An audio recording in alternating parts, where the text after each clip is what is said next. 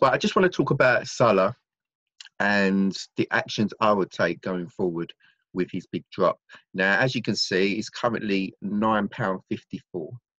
And I think Friday or Saturday, his highest price was £10.62. So you've seen, a good £1 8p drop if we take today's price.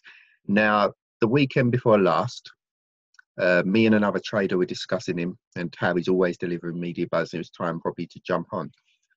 So we both decided to jump in. Fortunately, as it turns out, unfortunately, really, because I did miss out on a lot of dividends. But fortunately, as it stands now, I ended up having to go to work and missed out on trading the index that weekend at all. The trader who I was talking to did buy, and he got on, I think, at £9.72.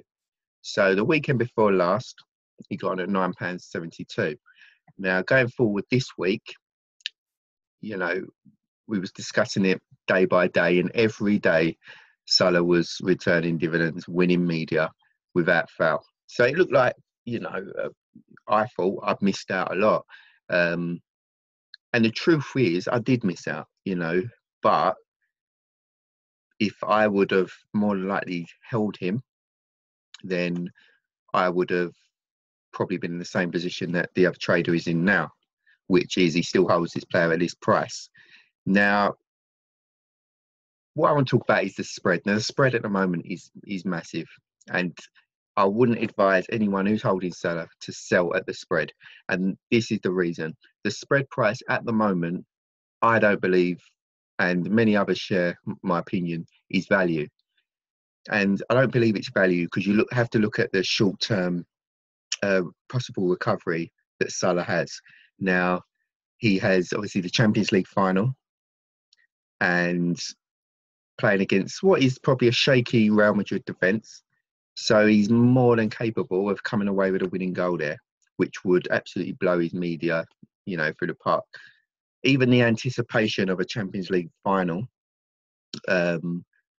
would be enough for him to be right up there in the media. Obviously, the Golden Boot as well, which it looks like he's going to win. That will get him some media.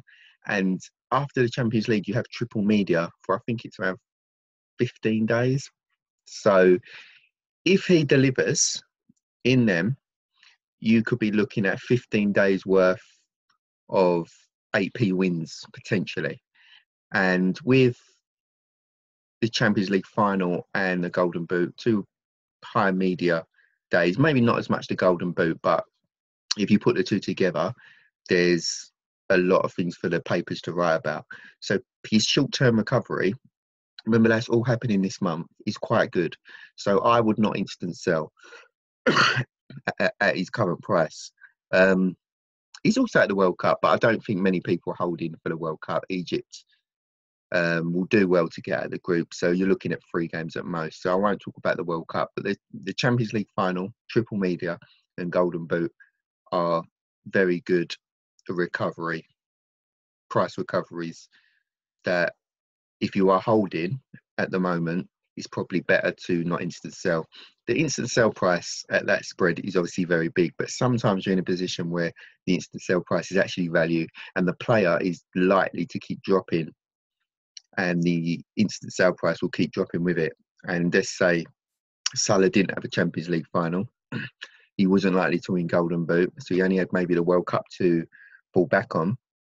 £8.82 would look like a good price for me to instant sell. But because of the short-term possible price recoveries we have coming up, I wouldn't advise it. So my first action, if I was holding, would be definitely not instant sell. Now, there's 2 things that I would do. I would either Q sell him and I'll tell you why I would Q sell, even after just telling you everything I've just told you. I would Q sell him because the market could possibly get spooked by the way he did drop. So there might be less people willing to buy in, especially when you look at his spread. So leaving him in the queue and letting the Champions League final, the Golden Boot, letting them events come up, and there will be demand, but I'm not certain there will be as much demand. So I would probably still look to Q sell him, even if I did buy at £9.70 odd. So basically, he returned in that week. He returned 30p dividends, but as we can see, his price depreciation is £1.8. So totally works out. So it's all about timing. When we was talking about Salah, we both had entry points. We both had rationale for buying Salah. But obviously I didn't buy him, but the trader who I was talking to didn't have his exit plan worked out. And that's an important thing. When you buy someone, you might have a very good entry, but you always need to have your exit plan worked out. Because of instances like this, yes, he's returned 30p dividends, but he's dropped £1.8. Going forward, we can learn from this.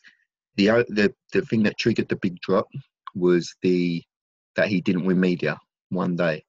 One day he missed out on media and he dropped. So let's look at the timing of when we could have possibly get out if we're in this position again. There will be demand. There will be people buying into Salah for triple media. So let's look at the timing of getting out next time. If it looks like he's not going to win media, even after a long spell, then that might be a good time to get out. If the trader I was talking to would have took that decision last time to get out when it looked like he weren't going to win media, could have instant sold at £10.17. Now, that would have still given him a tiny profit after commission on price, but he would have taken the dividends, which he bought Salah from, in their full. Okay, so the commission just would have eaten into his sale price, but the dividends, he would have taken him as full, and it would have been a great trade. Also, look at other players this might happen to at similar price points, particularly someone maybe like Harry Kane. A majority of traders are holding Harry Kane for the same reason. But really look at what could happen if he doesn't deliver. It's all about anticipation to the event. Like with Salah, I would be looking, if I have him in the queue, but I would be looking for him to sell leading up to the Champions League, leading up to the Golden Boot, because the prices, the drops that we're seeing, we saw it with Messi a couple of weeks ago. It's making these expensive players quite high risk, even if your risk management is good. So, yeah. So basically, with Salah, I just wanted to say that my actions would be just to leave him in the queue, do not instant sell, because you do have short-term potential price recoveries. And take the lesson of timing. It doesn't matter if you bought someone, I'm just going to hold him forever. You always need to have an exit plan and timing of when you would look to sell. And I think that it could have saved a lot of people money if they had good exit plans. Because it's not the first time we've seen players miss out on media and drop. We've seen it all this year. Pogba, Ronaldo, we've seen these players, they've gone on a little spell, they've lost the media and they've dropped. So it isn't a surprise seeing this. So if we'd have